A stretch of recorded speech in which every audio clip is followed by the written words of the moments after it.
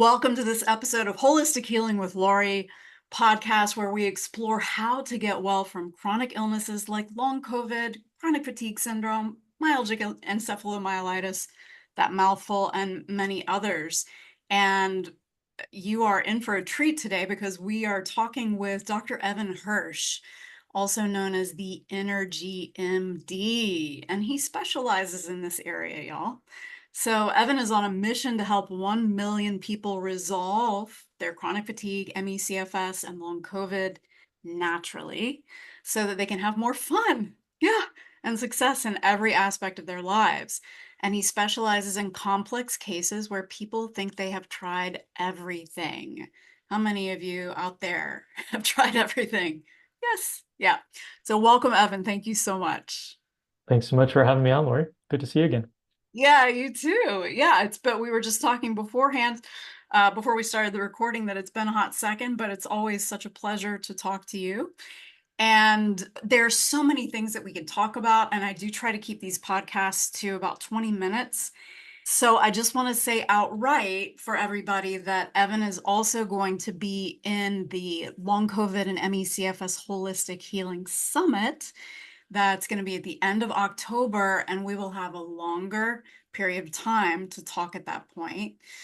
Now, how long have you been doing this, Evan, helping people to fully recover from these weird illnesses? Almost a decade. And you yourself have had experience with it as well, right? Yeah, I had ME/CFS for 5 years. Yeah, and I think your wife, is that how things started? Yep. I started my residency and I met my wife. And about 3 months later, she ended up getting ME/CFS and pretty much she was running a business, but had some real struggles with her fatigue for about 3 years. And then she got mostly better. We ended up getting married. We had a kid. I started my own practice. And then a couple years after that, I ended up getting ME/CFS and lasted for about 5 years and just about destroyed my life, my relationships. Like she's getting better and I can't help her. She's like, hey, can you do the dishes? I'm trying to take care of the kid. And I'm like lying on the couch. Couldn't do anything and just about lost my business. It was a bad scene. So Yeah. then I figured out I had to go on this quest of finding, I knew if I could find all of the causes, that I could fix them one by one. And that's what ended up happening.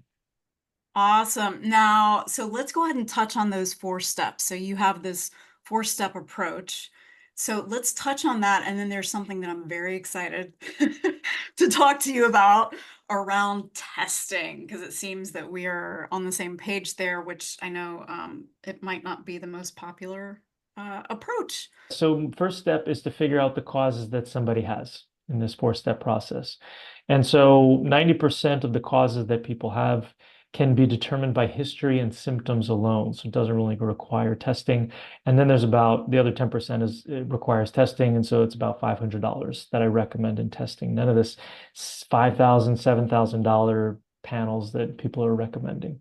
And a lot of that happens because I don't want to give it away because we're going to talk about it later. So anyway, I'll just say that everybody who has ME/CFS and long COVID has a combination of about 20 different causes.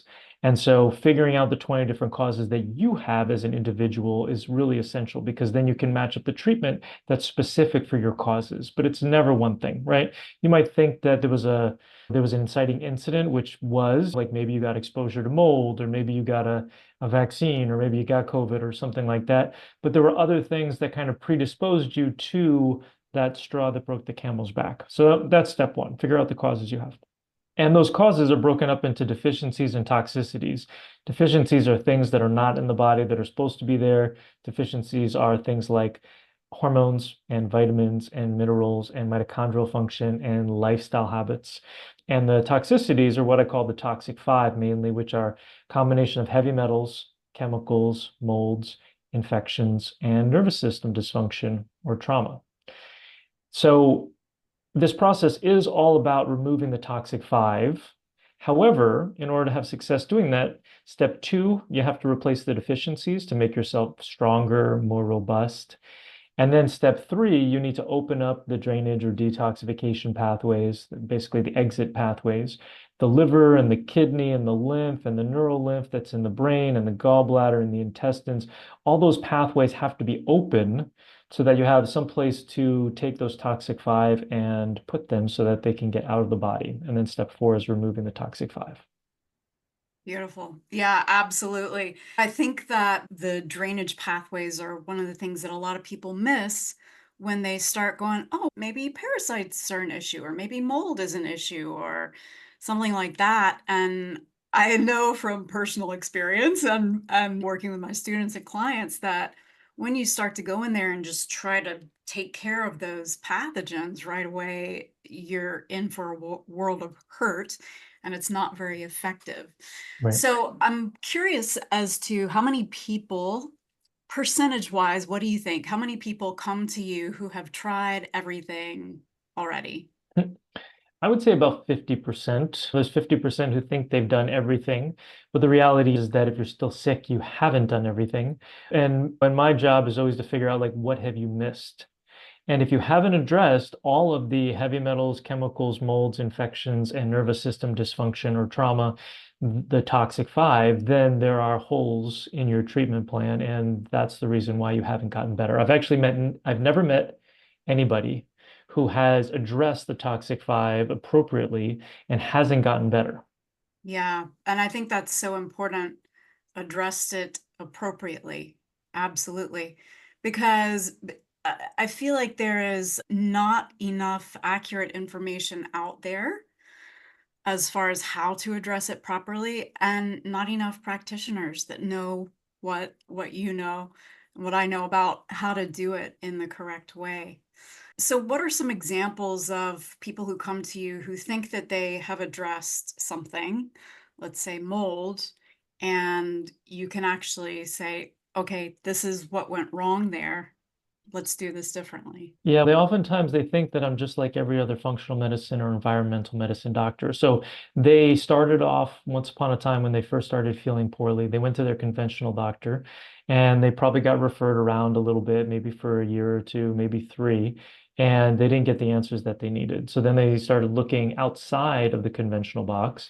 So then they go to a naturopath or a functional medicine practitioner or a functional medicine physician, and they start replacing some deficiencies and they start to feel a little bit better. They work on their diet, lifestyle, different habits. Maybe they're working a little bit on their mindset. Maybe they go and see a therapist or something like that. And they get maybe a little bit better. And they're like, okay, maybe I'm on the right path. But then after 6, 12, 18, 24 months, they're still not better. So maybe I just need a different functional medicine practitioner because functional medicine really is at the cutting edge of so much of this. But the challenge is that if you want to learn how to change your oil, you do not go to your piano teacher. And if you want to learn how to play piano, you don't go to your mechanic. And so when you go to a functional medicine provider or physician or whomever, or even environmental practitioner, they're going to be tainted by the population that they see. You and I only see this population of people, ME/CFS, long COVID, stuff like that. And so that's what we see all day long. These with functional medicine providers, they can get 80% or so of the people better that they see just by replacing the deficiencies. They don't have to go into heavy metals, chemicals, molds, infections, and nervous system dysfunction for the most part. Sometimes they dip a toe in, but they're missing out on all of these things. And these are the main root causes. So they're like, I've done everything because they feel like they've seen very expensive practitioners, functional medicine practitioners, environmental medicine. They've gone to the Mayo Clinic. They're like, I've done everything. But the reality is that they haven't, because if they haven't addressed the toxic five. Absolutely. When you said environmental doctors, it took me back to when I myself had severe ME/CFS and went to a wonderful environmental doctor, but exactly what we're talking about here, it was just scraping the surface and not getting at the root causes of things. Yeah. And the other thing I forgot to mention is that oftentimes these people specialize in different conditions, right? So maybe an environmental practitioner or even functional medicine doc or even conventional will specialize in mold. And so that's how they see the world, and that's their whole filter. And so mold is just one of the toxic five. And so maybe they dip a toe into something else, but oftentimes they're not. And same thing with a Lyme doctor. they're missing out on all these other components. And so you have to make sure you're addressing all those different components, otherwise you won't get well. Absolutely. Absolutely. Now, what I got so excited about is that you're excited about not doing labs or not doing all of this exhaustive testing. So let's talk about that, because I know for some of the functional doctors and foundational doctors and other practitioners that I very much um, appreciate what they're doing, and they help people a lot, but that is one of the first things that you do when you start working with them is get a whole battery of tests.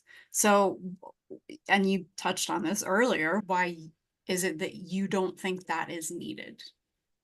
So I used to be one of those practitioners, never to the tune of $5,000 or so, but oftentimes a couple thousand. And what I found after a decade of testing people every 3 to 6 months is that with the people who have ME/CFS and now long COVID, is that all of those toxins come out over the course of a year or so. Like we see all of them. They're not going to necessarily come out in the beginning because all of our labs are imperfect and you have to have drainage pathways open. So those exit pathways need to be open in order for you to actually, if you're going to do a test in the urine, you've got to be able to excrete the things that you're testing for. So it's more of an excretion test and not a total body burden test. So if you're clogged, if your pathways are clogged, which everybody is when they come to see me for the most part, you're not going to, and we did a bunch of testing to see if you had heavy metals, chemicals, molds, and infections, etc. You're not going to show up with a lot initially. If we waited 6 months and we did the testing, then potentially you'd be excreting a lot more. But the reality is that the only reason why we need those tests actually is to know when to stop testing or not, or to stop treating rather. Mm. But the reality is that you're going to feel better. And then once you're like, okay, I feel great, I don't need your help anymore, it's okay just to make sure, go ahead and do a test and just make sure that you've gotten rid of all of it. So that's really how the testing needs to go. Because after doing all this testing and I saw that all these toxins were coming out, it was like, all right, can I save? I'm always looking for ways to help people get better faster and cheaper. And so this was definitely one of those ways where I was like, you know what? I'm seeing this in everybody. I'm going to treat it anyway, because the last thing that we want to do is after being together for a year is to turn around and being like, I wish that we had treated that. Because if you miss something, you're not going to get all the way better, which is always the goal. Absolutely. So you test towards the end of the process. What do you do? A total tox, total body tox, or what kind of tests do you do for with your people at that point? Yeah, I prefer some from some of the different companies. So Doctor's Data for the heavy metal test is a urine test with provocation, which for those who are listening, it just means you take something that ends up binding to the heavy metals and pulls them out, which is not something that I recommend for people to do when they're sick, because it can definitely make you feel worse and it can just move the heavy metals around into a different part of your body, including your brain, which is not pretty. And so that's heavy metals, and then chemicals. I like the environmental pollutants panel by biotech, and then slash real-time labs, because I guess they one of them bought the other one. And then the real-time laboratories urinary mycotoxin testing. And then I generally don't test for infections because they really, even the CDC says the testing is for epidemiologic studies. I think the urine test is probably the best test for it, the DNA connections, but still, it's really so much of it is based off of your history and your symptoms. That's what the CDC says. And actually, this is one time that I agree with them. And then in terms of nervous system dysfunction, we all have it. I started calling it more nervous system dysfunction than trauma because actually individually, the heavy metals, the chemicals, the molds, the infections, each one of those can actually cause nervous system dysfunction that needs to be remedied with mindset work and neurolinguistic programming and mindfulness and meditation and all of these things. It makes such a huge difference for folks. Sometimes we don't know if nervous system dysfunction is 10% of their issue or 50 or 60%. So I recommend for everybody to do it now, and people just do better with it. Absolutely. I love that you are saving people money And I actually really the idea of doing that testing at the end and being able to celebrate the results that you get to see and that your patient gets to see there. It's pretty exciting. Mhm. Yeah. Evan, I can't believe that it's gone by so quickly, but luckily people will be able to see our longer interview, get to hear more from you about your approach, maybe a couple of stories about some of your clients, your students, patients who have fully recovered. That's always really nice to hear. And just thank you so much for joining us today. How do people find you? So I'm at energymdmethod.com. And when you come there, everything is on our homepage. So you can see what my philosophy is, how we're different, what we offer. We have a starter one-on-one program, and everything is 100% virtual. I'm online only now. So we've got a starter program and we go with like quarterly memberships, like every 3 months, and we can pivot those as you need. And then you can also join our online course. We've got an online community. And then you can text me by clicking on the little button in the bottom right-hand corner. And if you're curious to see if I can help you, we can always get on a 20-minute free call together. Amazing, amazing, amazing. Thank you so much for what you do in the community. And thank you all for joining us for the podcast for this episode. And please make sure to share this with your friends, people who you think will be helped out from it. And we'll see you in the next episode.